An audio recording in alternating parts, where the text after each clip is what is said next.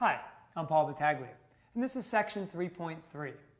Students come into section 3.3 knowing a little bit more about extrema, how to find them on closed intervals, but we want to dive a little deeper into that. For instance, we'd like them to be able to describe the behavior of a function and describe where there might be maximum and minimum points analytically. So the essential question we would like students to be able to answer at the end of section 3.3 is, how do I determine where a function is increasing or decreasing? And how did I determine where it has maximums or minimums? So to start this chapter off, you're probably going to go through a bunch of analytic examples, but it's important to offer students that graphical support so they can put the picture and the visual representation together with what they're finding analytically. That being said, it might be helpful to extend some of the examples you see in the textbook with a couple others, maybe to try and catch students off guard a little bit once they've gotten rolling a little bit. For instance, let's suppose we give students a derivative. Let's call it f prime of x equals the quantity of x minus 1 times the quantity of x plus 2 squared. And ask them one simple question. Tell me where this function has extrema.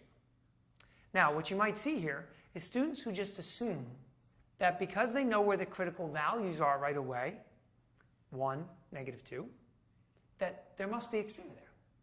But what haven't they done? They haven't tested the derivative, which brings me to an important point.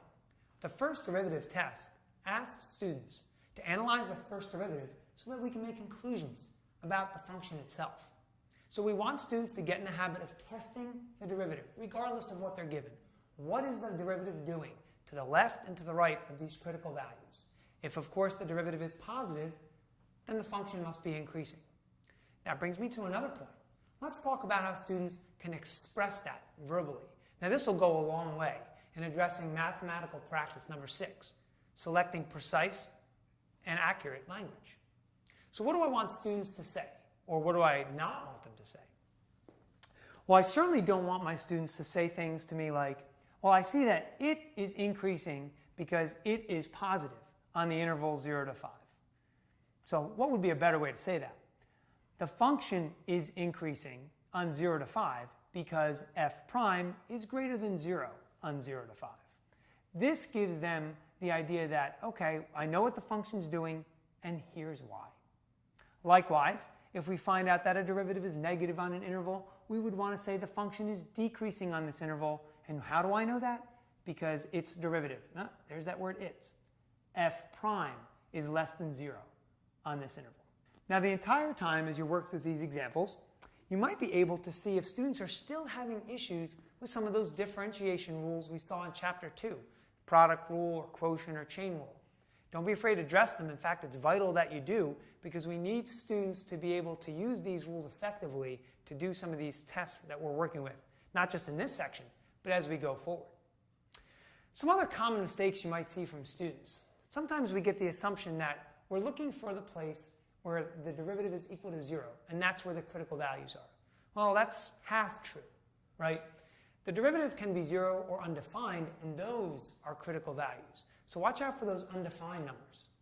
Likewise, students might look at the domain of a function right away and assume that if there's a number inside that domain that is excluded, where the function does not exist, that this must be a place where we don't really have to worry.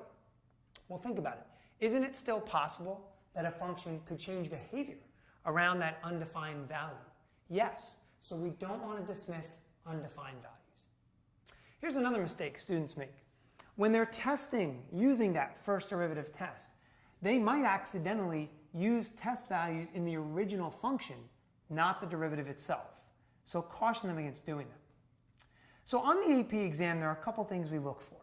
Now, first off, we've said that verbal descriptions are extremely important, justifications, and that's certainly true.